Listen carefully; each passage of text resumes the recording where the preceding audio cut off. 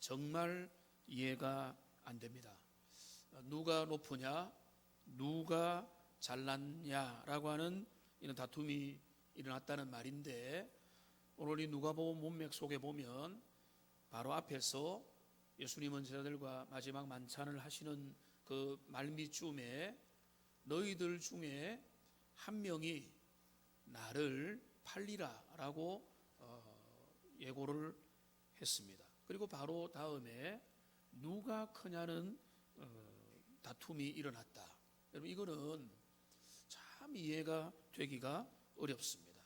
앞뒤 문맥이 과연 그럴 수 있겠느냐. 근데 이 누가 크냐는 이 질문이 여기 누가복음 안에서도 첫 번째가 아니라 9장 46절에도 보면 제자 중에서 누가 크냐 하는 변론이 일어났다라고 나타나 있습니다. 그러니까 이 제자들 속에 누가 크냐라고 하는 이런 주제는 적어도 2번 이상, 그리고 그 마음의 생각 속에서는 자주 일어났던 그런 주제요, 싸움이고 생각이라는 것을 우리가 알 수가 있는 것입니다. 그래서 이 말씀을 준비하면서 이 질문, 누가 크냐는 이 주제가 어떻게 논쟁과 다툼으로 발전되고 이어지게 되었을까를 한번 묵상을 좀 해보았습니다.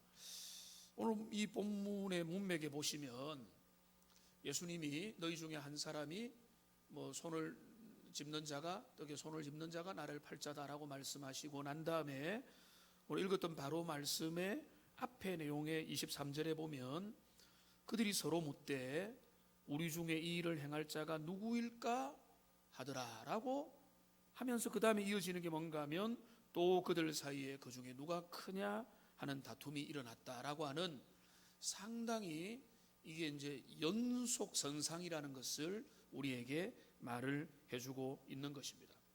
우리 중에 누가 스승이고 하나님의 아들이라고 말하는 그 예수님을 팔자냐라고 하는 그런 질문으로부터 아마 시작이 된 것 같습니다. 제자들 사이에 우리 중에 누가 예수님을 팔아 넘긴다고 라고 하는 그런 이야기를 듣고는 그들 중에 뭡니까? 누굴까라는 생각을 가지게 됐겠죠. 주님을 팔아넘길 자가 누굴까? 속으로 생각했을 겁니다. 12명 중에 적어도 11명은 뭐라고 생각했습니까? 나는 아니야. 그죠? 가룟 유다를 제외하고는 뭐라고 생각했습니까? 나는 아니야. 나는 그물을 던져두고 배를 던져주고, 그리고 그 세금을 계산하는 그 책상과 의자에서 일어나서 주님을 지금 오랫동안에 따라왔기 때문에 나는 예수를 팔 자가 아니야. 그렇다면 누구냐라고 하는 생각을 가지고, 여러분 젊은 사람들은 엑스맨 게임 하는 것처럼 누구냐라고 하는 그런 생각을 가지고 그 제자들 사이에 처음에는 누가 예수님을 팔아넘길 자이냐라고 하면서 스스로 물었겠죠. 나는 아닌데. 그러면 이제는 묻는 겁니다. 너 아냐?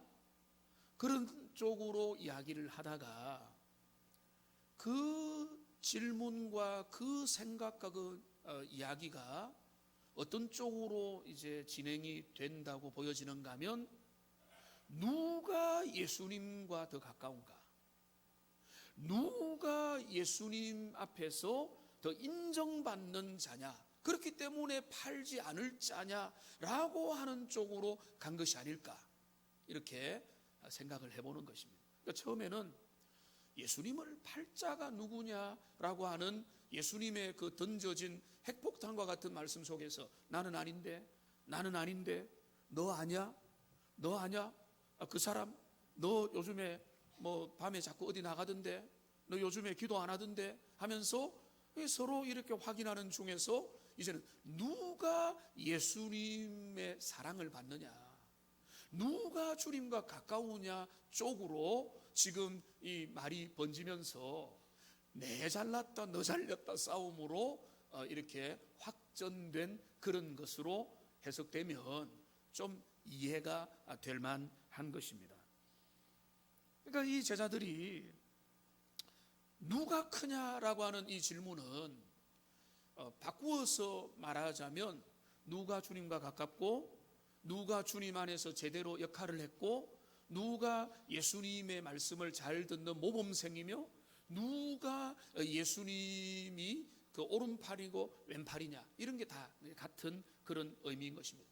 그러니까 그게 가장 멀리서는 누가 예수님을 부인하지 않고 배반하지 않을 자냐로 가지만 가장 가까이에서는 누가 예수님의 인정을 받을 것이냐라고 하는 것, 그게 바로 누가 크냐라고 하는 그런 질문인 것입니다. 예수님은 의미 없는 질문에 대해서는 전혀 엉뚱한 대답을 하십니다. 우리 주님은 그 전문가거든요. A라고 질문하면 B라고 대답하세요. 그런데 예수님은 누가 크냐는 논쟁에 있어서 엉뚱한 대답을 안 하세요. 예수님은 그 누가 크냐는 문제에 있어서 진짜 큰 자가 누구냐를 주님은 말씀하세요. 누가 큰 줄 아느냐? 하나님의 나라에서 주님의 교회에서 주님의 다스리는 그 공동체에서 진짜 큰 자는 누구냐 하면은 섬기는 자가 큰 자다라고 주님은 정답을 말씀하는 겁니다. 그러니까 그들이 A라고 말하니까 B라고 말하는 게 아니라 A라고 하는 그 질문에 대한 그 정확한 대답을 말씀해 주는 겁니다. 마치 어느 계명이 큰 계명입니까? 예수님의 원래 대답으로 보면은 그거는 중요한 질문이 아니야. 질문을 다르게 던져야 돼. 이렇게 하는 게 아니라 어떤 계명이 큰 줄 아느냐? 하나님을 사랑하라. 그리고 내 이웃을 내 몸같이 사랑하라. 이게 제일 큰 계명이라고 알려주는 것처럼 누가 크냐는 논쟁에 있어서 주님이 대답을 말씀해 주는 겁니다. 그럼 이 대답은 정답이고 진리인 거죠. 주님이 뭐라고 합니까? 섬기는 자가 큰 자다. 한번 따라합시다. 섬기는 자가 큰 자다. 우리 주님이 그 대답을 하는 것입니다. 누가 큰 자냐? 하나님의 나라에서 주님의 교회에서 어떤 자가 정말로 큰 자냐? 근데 우선은 우리가 여기에서 크다라고 하는 의미를 우리가 생각을 해야 됩니다. 크다라고 하는 것은 우리가 생각할 때 위대하다, 대단하다, 높다, 존귀하다 뭐 이런 의미죠. 근데 오늘날 우리가 오염된 시대, 단어가 오염되고 생각이 오염된 시대를 살아가다 보니까 크다라고 하면은 높고 웅장하고 우러러 본다 뭐 이런 쪽에만 있지만은 여기 크다라고 하는 개념은 주로 뭔가 하면 영향력 있고 의미가 있고 진짜고 가치가 있고 정말로 존경받을 만하다라고 하는 그런 의미인 거예요. 누가 주님 앞에 인정받을 것이냐? 누가 주님의 진정한 일꾼이냐? 누가 주님 앞에서 하나님의 나라에서 칭찬 들을 만한 정말로 멋진 사람이냐라고 하는 의미에서 누가 크냐는 말은 틀린 말이 아닌 것입니다. 누가 주님의 앞에서 귀한 자냐?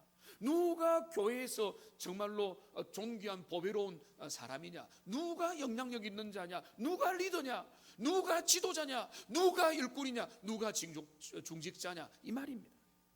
주님이 그 대답을 말씀합니다. 누가 크냐라고 말씀할 때 주님은 가장 중요한 말씀을 하십니다. 섬기는 자가 큰 자다. 여러분 26절 말씀을 보십시오. 여기 26절에 보면 같이 한번 읽어보겠습니다. 너희는 그렇지 않을지니 너희 중에 큰 자는 젊은 자와 같고 다스리는 자는 섬기는 자와 같을지니라. 여기 보면 같고 같을지니라 라고 말하고 있습니다. 여기 같을지니라라고 하니까 그냥 끝나버린 것 같은데 찌니라라고 하는 게 하나의 단어입니다. 헬라어 키노마입니다. 이 단어는 뭔가 하면 그 존재한다, 그렇게 된다라는 것입니다. 당위성을 의미합니다. 이 찐이라라고 잘 되는 것은 마땅히 그렇게 되어야 된다는 것입니다. 그렇게 되지 않으면 비정상이라는 말이에요. 그러니까 주님의 나라에서 앞장서 있는데 겸손하지 않다, 교만하다, 섬김의 마음이 없다, 그거는 하나님의 나라의 원리가 그 속에 제대로 작동하지 않고 세상의 원리대로 살아간다라고 하는 것입니다. 너희 중에는 그 큰 자는 젊은 자와 같아야만 되고 다스리는 자는 섬기는 자와 같아져야만 된다. 그런 존재다. 그렇게 되어야 된다라고 주님이 말씀하고 있는 것입니다. 그러니까 누가 주님의 나라의 진정한 섬기는 일꾼이냐라고 할 때 정말로 영향력 있는 일꾼은 뭔가 하면 말없이 섬기고 남들보다 더 수고하고 앞장서서 주님의 일들을 분담하고 헌신하는 그 사람이 바로 주님의 나라의 진짜 일꾼이라는 겁니다. 보이기 위해서 일하는 자가 하나님을 위하여, 주님의 나라의 가치를 위하여, 주님을 기뻐하기 위하여, 연약한 자들을 위하여 주님 앞에 말없이 손으로 또는 은사로 내가 하나님이 내게 맡겨주신 사명을 가지고 섬기는 그 사람이 훌륭한 사람이고 그 사람이 위대한 사람이고 그 사람이 높은 사람이다라고 말하는 거죠. 오늘날에야 근래 20, 30년 사이에 섬김의 리더십, 섬김의 마인드, 서비스 정신이 우리들 가운데 곳곳에서 이야기되죠. 그래서 고객이 왕이다 하고 서비스에 대해서 온 대기업과 여러 업체들과 여러 기업에서 강조를 합니다만 그 정신은 바로 성경에서부터 나와 있는 것입니다. 그런데 이 당시의 상황으로 가면 오늘날 우리의 시각에는 성경에 큰 자는 섬기는 자라는 말이 별로 충격으로 안 와닿고 맞는 말이네 정도지만은 예수님 당시의 문화에서 너희 중에 큰 자는 섬기는 자가 되어야 된다는 말은 너무나 예상외로 뒤집는 말인 것입니다. 왜냐하면 그 당시에 지금보다 한 10배 정도로 권위적이고 가부장적인 사회였지 않습니까? 노예제도가 그대로 있고요, 종들이 그대로 있고, 여성 남성의 차별은 말할 것도 없고, 노예제도가 합법적이고, 인권의 사각지대가 얼마나 많고, 자녀들을 학대하고 몽둥이 드는 걸 가지고 시비 거는 사람 아무도 없는 그런 시대에, 그 시대에 우리 주님은 뭐라고 말씀하는가 하면은 주님의 나라의 진정하게 큰 자는, 영향력 있는 자는, 존경받을 자는 섬기는 자다라고 주님은 말씀하는 겁니다. 오늘날 우리의 시각으로 읽으면은 감동이 체감이 좀 덜할지 모르겠지만은 그 당시에 우리 주님의 말씀한 것은 너무나 충격적이고 놀라운 말씀이라는 것입니다. 여러분, 이 말씀이 왜 충격적인가 하면 세상의 작동 원리와 반대로 가기 때문에 그런 것입니다. 여러분, 이 시대의 세상의 작동 원리는요, 어떤 작동 원리인가 하면은 앉아서 서비스 받는 사람이 큰 자다라는 것입니다. 식당에 가서 음식을 나르는 종업원들이 있고, 그리고 앉아서 그 음식을 시켜서 먹는 사람이 있는 것입니다. 누가 더 큰 자냐라고 물으면 세상의 관점은 앉아서 음식 시키는 사람, 고급 레스토랑에 가서, 호텔의 식당에 가서, 아주 좋은 그 식당에 가서 앉아서 종업원을 부르는 그 사람이 훨씬 더 큰 사람이라고 세상의 사람들은 생각을 하는 겁니다. 그래서 서비스를 하는 사람도 안녕하세요, 뭘 드시기 원합니까? 좋은 하루입니다. 고급 식당에 가면 더 서비스를 잘해주겠지만 그들의 마음속에는 나도 언제 저렇게 앉아서 시켜보지? 라는 생각을 하면서 많은 사람이 그렇게 할 것입니다. 세상의 작동 원리는 보이지 않는 세계 속에서는 너무나 분명합니다. 그거는 뭔가 하면 앉아서 먹는 자가 크다는 것입니다. 여러분, 비행기를 요즘에는 이제 탈 일들이 예전에 비해서 더 많아졌죠. 그래서 제가 비행기를 참 많이 탄 사람 중에 한 명이지만 퍼스트 클래스 비즈니스석을 한 번도 타본 적은 없습니다. 한번 타보면 좋기는 할 것 같아요. 타본 사람 이야기를 들어보면 너무 좋다고 하던데, 이 비행기 좌석을 보니까 정확하게는 3등급으로 구분이 되어 있답니다.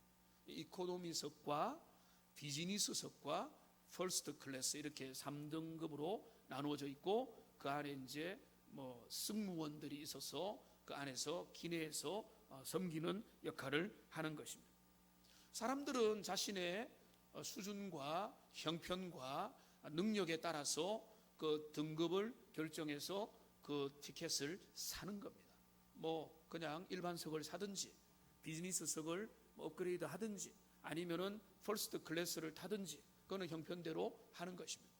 그런데 그 1등석을 탄 분의 이야기를 들어보면은 그 서비스의 질이 다르다는 거죠.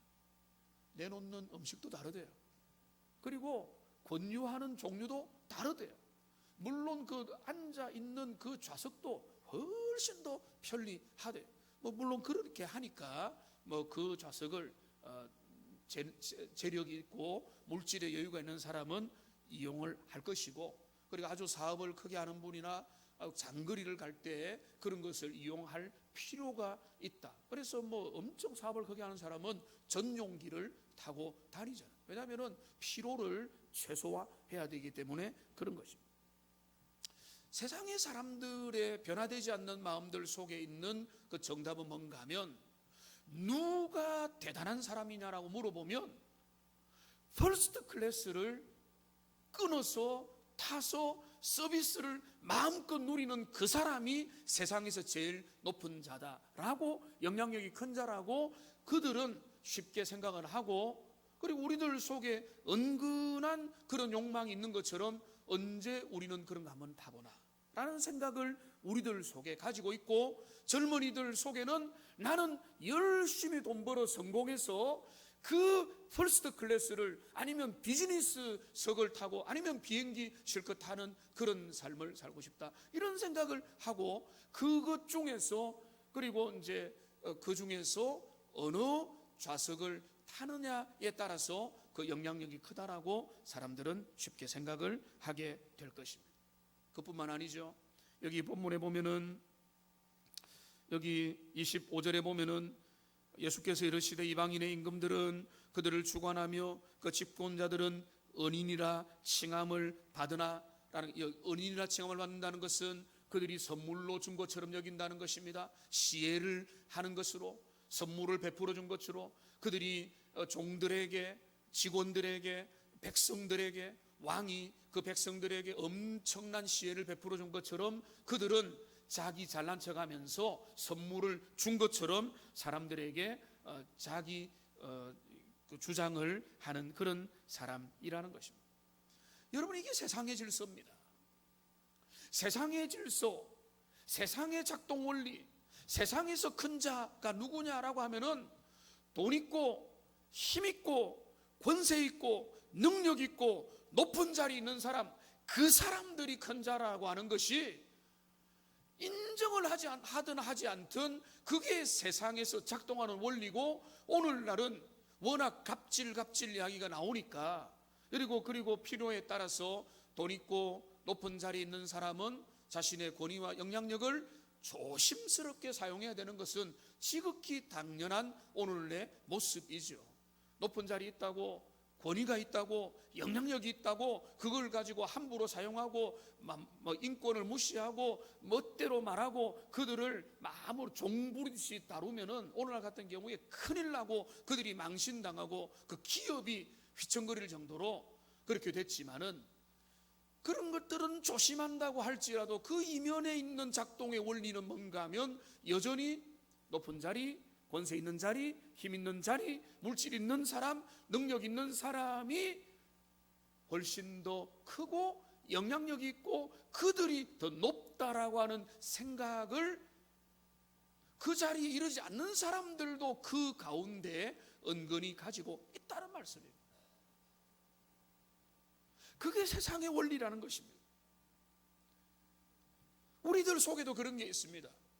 지금 명절이 다가오는데요, 참고로 제 아내는 명절에 그렇게 일을 많이 하지 않습니다. 감사한 일이죠. 그런데 우리는 형제들 가정마다 돌아다니면서 예배를 드리고 명절을 보내고 그 맡은 가정에서 열심히 하고 어디서 조금 돕고 하니까 크게 힘들지 않지만은, 아내가 1년에 명절 증후군은 별로 없지만 1년에 한 번씩 외치는 말이 있습니다. 안성댁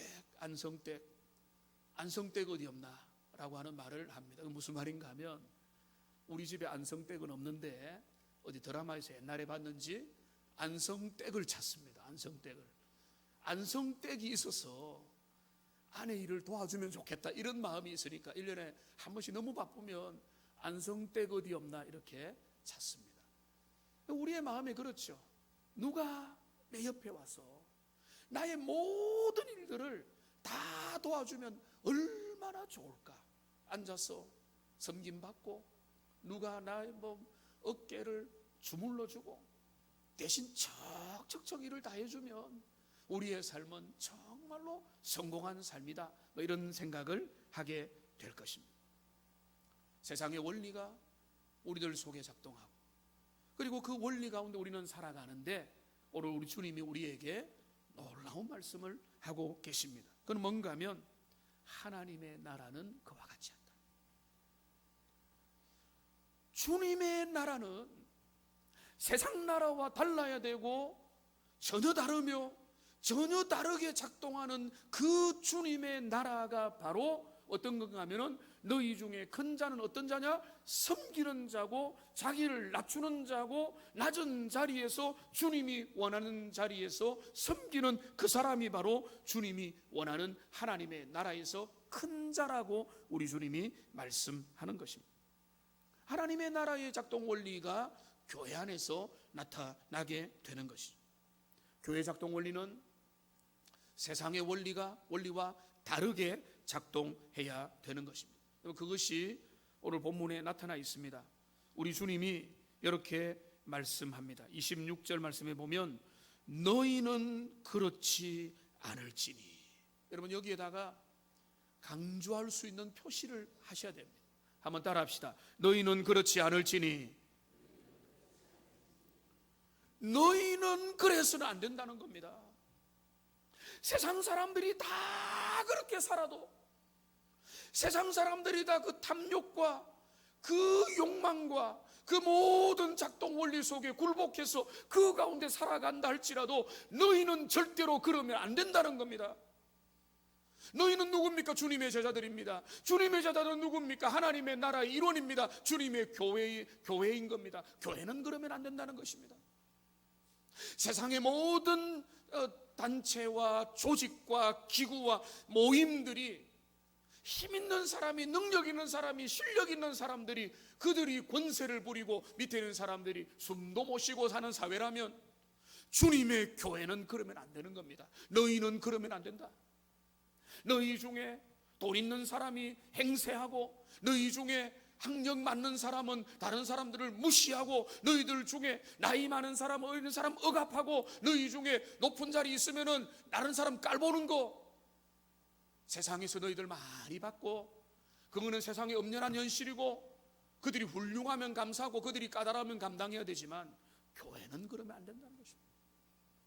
교회는 그렇게 작동하면 망한다는 것이고, 그거는 교회가 타락하는 모습이다라고 주님이 말씀하고 있는 것입니다. 주님의 몸된 교회는 어떻게 작동해야 됩니까? 너희 중에 큰 자는 무슨 말입니까? 너희 중에 앞장서 있는 자는, 너희 중에 중직자는, 너희 중에 리더는, 너희 중에 하나님 앞에 사명을 받은 자는, 목사는, 장로는, 안수집사, 장립집사는, 권사는 가장 잘 섬기는 자가 되어야 된다는 거예요. 은사를 따라, 재능을 따라, 믿음의 분량을 따라 주님이 주시는 그 직분의 자리는 섬김의 자리가 되어야 되고, 그것이 제대로 작동하는 교회가 살아있는 교회예요. 하나님의 나라의 통치의 원리가 제대로 작동하는 그런 교회라고 주님이 말씀하고 있는 것입니다. 한 몇 주 전에 어떤 목사님이 인터넷으로 제 설교를 들었는지 모르겠지만은 목사님이 저한테 갑자기 와서 목사님 교회는 중직자라는 말을 사용합니까? 라고 이제 물었습니다. 그래서 우리 교회도 사용을 한다고. 근데 이제 그 목사님이 하시는 지론이 뭔가 하면, 중직자라는 용어는 사용을 좀 안 하는 게 좋겠다, 본인의 생각인데, 그러면서 이 중직자가 따로 있고, 그러면 성도들은 뭐냐? 성도들과 모든 성도들은 함께 사명을 향해서 가야 된다.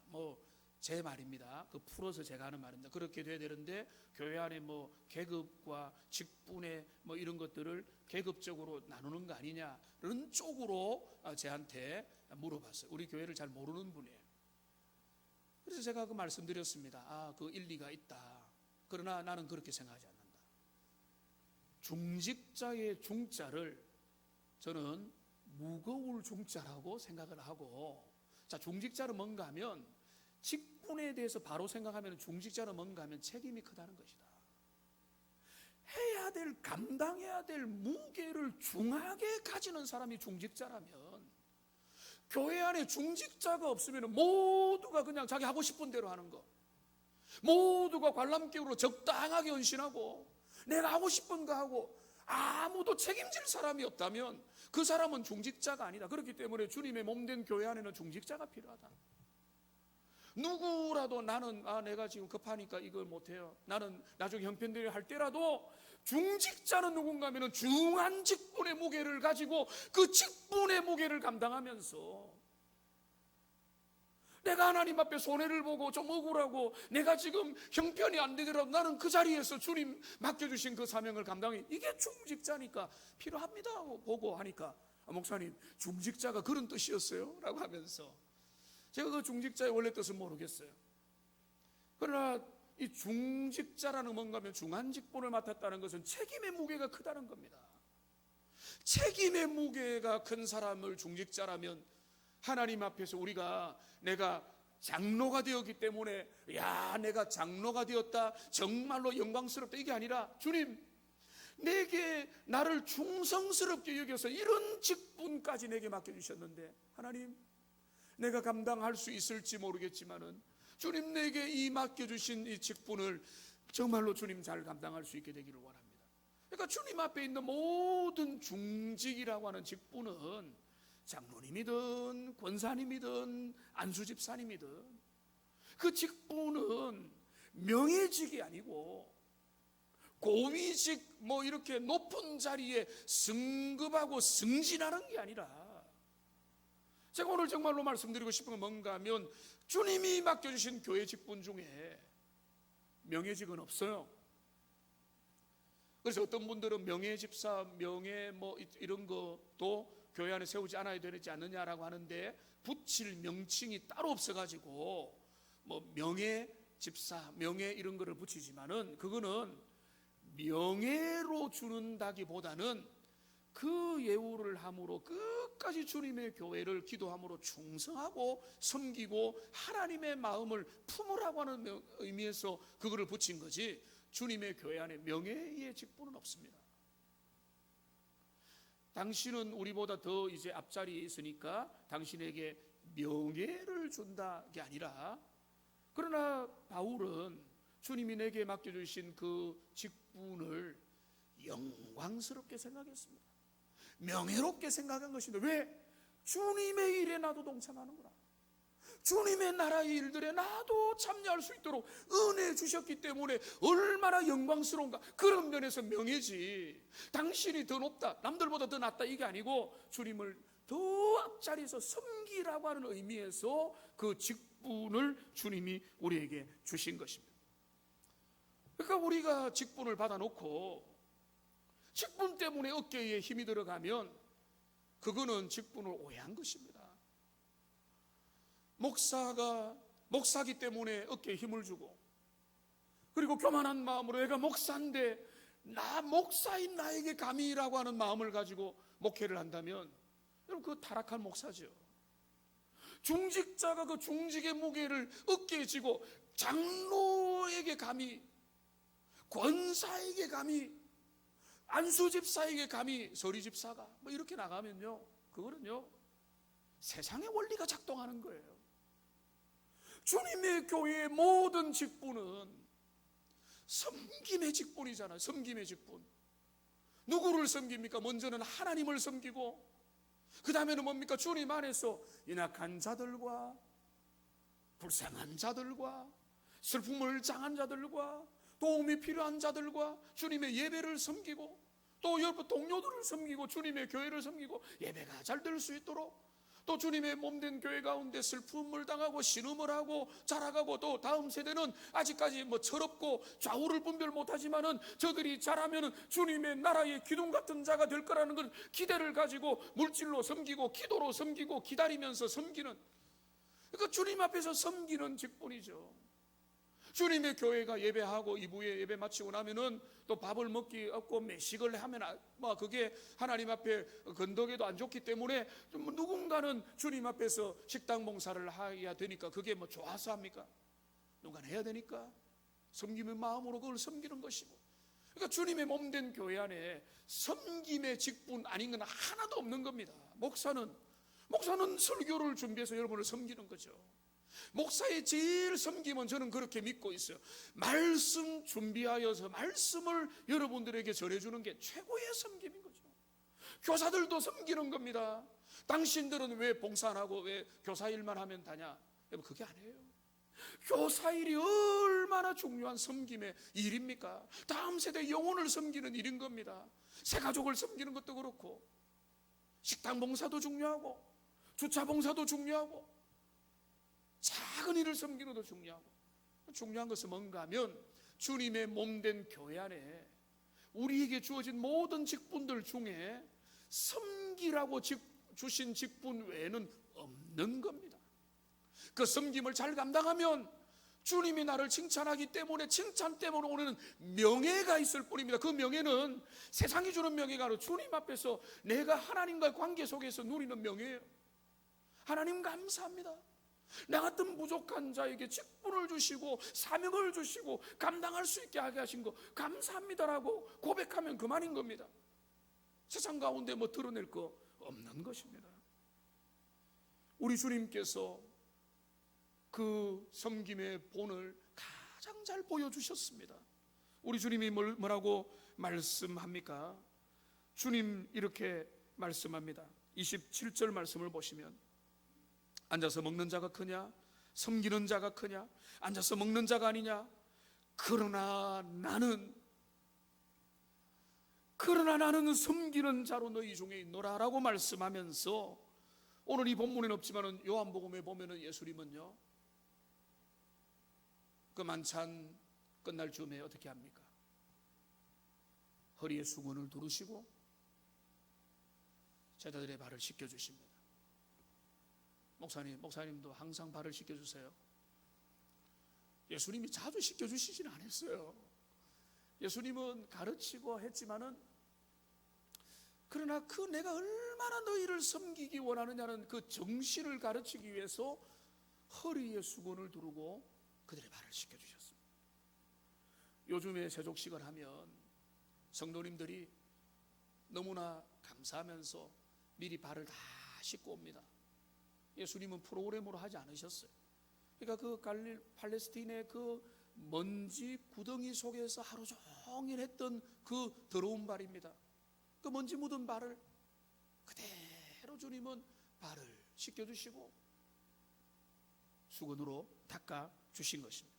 그렇게 발을 씻겨놓고 난 다음에 주님이 뭐라고 하시는가 하면, 요한복음 13장 말씀을 보세요. 여기 13장 화면에 띄워주세요. 여기 보면 14절에 너희도 서로 발을 씻겨주는 것이 옳으니라 라고 말씀하면서 17절을 보시면요, 17절 같이 읽겠습니다.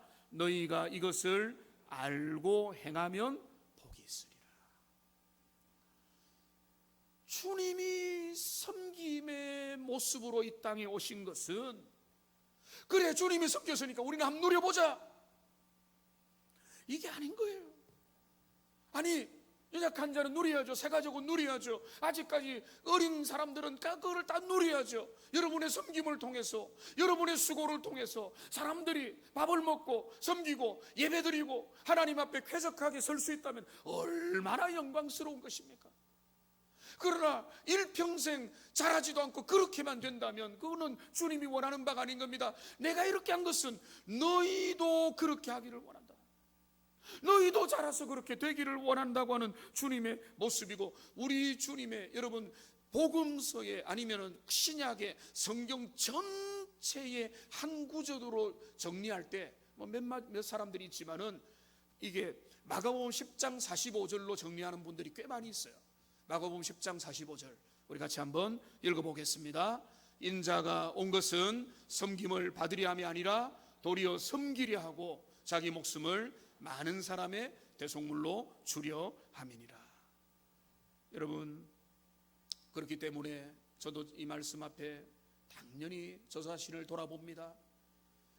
우리가 만일 우리가 받은 교회 안의 직분과 교회 안에서 받은 우리의 어떤 명예를 가지고 그것이 마치 나는 저들보다 더 높은 사람이다, 나는 저들보다 더 높은 지위에 있는 사람이니까 저들이 나에게 까불면 안 된다 라고 하는 마음을 혹시나 가진다면 직분의 타락입니다.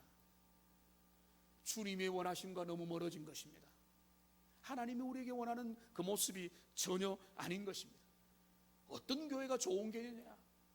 어떤 교회가 좋은 교회냐?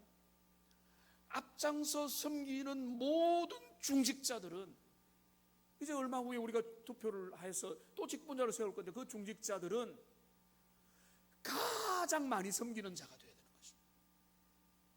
그렇다고 해서 뭐 못하는 거, 은사도 없는 거, 뭐 마음껏 이것저것 하라는 게 아니라 주님이 주님의 교회를 통해서 허락된 일들, 그리고 세상 가운데서 가정에서 섬김의 모범을 보일 수 있는 자냐, 그거를 보면서 사람을 세워야 되고, 세워진 자들은 그것을 제일 열심히 감당해야 되는 것입니다. 그게 주님이 우리에게 원하는 원리가 되는 것입니다. 섬기는 자가 큰 자다. 누가 주님 앞에 훌륭한 자? 우리 동훈교에서 제일 훌륭한 자 담임 목사냐? 그게 아닙니다. 동훈교에서 제일 훌륭한 자는, 주님 앞에 칭찬받을 자는 주님만 바라보고 주님 앞에서 최선을 다해서 하나님의 나라를 위하여, 주님의 교회를 위하여 섬기는 그 사람이 제일로 위대한 자입니다. 제일로 큰 자입니다. 제일로 인정받을 자입니다. 주님 앞에서 제일 칭찬받고 그 5달란트 받은 자가 바로 그런 자라고 볼 수가 있는 것입니다. 여러분, 기도하십시오. 여러분, 그러면서 주님 앞에서 사모하십시오. 그리고 자라가십시오. 하나님 앞에 계속 자라가서, 주님, 나는 정말로 주님을 닮기 원합니다. 주님의 이 마음을 닮기 원하고 주님의 원리를 배우기 원하고, 나는 정말로 내 삶에서 우리 주님처럼 되기를 원한다면 주님의 어떤 모습을 배우기 원합니까? 주님의 그 겸손의 리더십, 자기를 비워 종의 형체로 이 땅에 오셨고 모든 사람을 위하여 결국은 자기 몸을 내어 주기까지 섬기신 우리 주님의 그 대속의 사랑을 나도 본받아서 가정에서도 내가 내 남편을 섬기고 아내를 섬기고 자녀를 섬기고 교회에서도 모든 자들을 섬길 수 있는 그런 사람으로 자라가기를 원합니다 하시고, 이번에 9월에 우리가 직분자를 세울 때도 하나님, 기준이 분명한 겁니다. 제가 몇 번의 기준을 말씀드렸어요. 주중에 누가 전화를 했는데 그분이 인터넷으로 설교를 들으면서 그 직분을 위해서 기도하고 있다는 이야기를 들으면서 참 감사했는데, 주님의 교회는 세상의 원리가 작동하는 교회가 아닙니다. 주님의 교회에 사람을 잘 세워야 되는 겁니다. 그러니까 기도하면서 하나님이 원하시는, 그래서 제가 지난번에 준비시켜서 사용한다고 했기 때문에 준비된 자를 주님 앞에 세워가야 되는데, 그 준비된 기준이 뭡니까? 제가 그렇게 해서 힘을 주어 말하는 이유가 그겁니다. 세상의 실력, 세상의 능력, 세상의 지식, 세상의 부요함, 이런 것들은 1순위가 될 수가 없는 거예요. 그러한 것들은 주님 앞에 변화된 사람에게 큰 도움이 될 수는 있습니다. 그러나 그것이 주님의 교회를 작동하는 원리가 절대 되면 안 돼요. 그거는 뒤따라와야 돼요. 그런 헌신된 자들이 물질도 섬기고 시간도 섬기고 은사로 섬기고 재능으로 섬기는 거예요. 이 주객이 바뀌어버리면 교회는 망하는 겁니다. 그걸 위해서 기도하시고 주님 앞에서 섬겨가셨어. 이제 말씀을 정리하겠습니다. 여러분, 이거 아세요? 예수님이 최초의 집사였다는 거 아세요? 이단이 아닙니다. 여러분, 27절을 보시면은, 그러나 나는 섬기는 자로 너희 중에 있느니라고 했죠. 여기 섬기는이라는 단어가 디아코네오, 집사의 행동형, 동사형입니다. 집사의 직분을 가지고 섬긴다는 거예요. 나중에 그래서 그 집사라는 단어가 디아코네오라가 되었습니다. 예수님이 그 모범을 보이기 때문에 여러분 이거를 찾아보세요. 그래서 집사라고 하는 단어는요, 기독교에서 한국말로 집사로 됐지만 이 집사라고 하는 이 단어는 헬라어에서 나왔지만은 기독교의 고유한 이 단어로 명사와 동사가 형성되었습니다. 에클레시아 교회처럼. 그러니까 이게 바로 뭔가 하면, 집사는 뭔가 하면 섬김의 직분이라. 지금 우리나라가 일주일 동안에 법무부 장관 임명권에 인해서 완전히 나라가 장로님 기도한 것처럼 뭐 논란의 중심이 됐는데, 제가 그 이야기 하려고 하는 게 아니라, 이 법무장관 할 때 장관의 이름 앞에 뭐가 들어갑니까? 영어로 minister입니다. Minister of Justice입니다. 이 법무장관이거든요. 이 minister이라는 게 뭔가 하면 섬긴다는 말이에요. 그러니까 지금 이 섬김의 원리가 주님의 몸된 교회와 이 사회에 새롭게 작동해야 되는 것입니다. 주님의 몸된 교회는 우리 주님이 말씀합니다. 너희는 세상과 달라야 된다. 너희는 그러면 안 된다. 내가 너희들에게 모범을 보였다. 너희도 그렇게 하라. 주님 앞에서 직분을 받았소. 서리집사, 교사, 작은 직분 받고, 또 어떤 분들은 교회를 통해서 주님이 중한 직분을 맡겨주셨다면 그게 계급과 뭐 벼슬이 아니라 하나님이 내게 그 사명을 감당하라고 헌신하라고 주신 그 직분으로 알고, 명예로 알고, 주님 내가 더 많이 섬기겠습니다. 더 자원하게 섬기겠습니다. 그렇게 하시고 주님의 몸된 교회에 또 그런 사람들이 세워져서 주님의 교회를 받들어 섬기고 하나님의 나라의 섬김의 일꾼들이 지속해서 일어나는 복된 도움교회가 되기를, 저와 여러분 다 되기를 주님의 이름으로 축복합니다.